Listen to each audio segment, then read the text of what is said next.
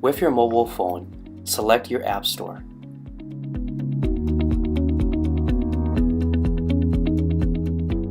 Type in the search bar, bus status.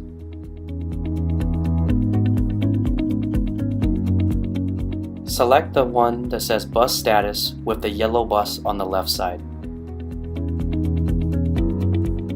Once complete, press open.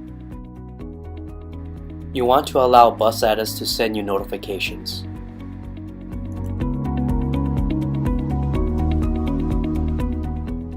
Select the district, Hmong College Prep Academy. Click on All Bus. Scroll down the list of buses and find the bus that serves your family. Click on the star on the right to bring that bus into My Bus category. Click on My Bus to verify that the bus you have is saved.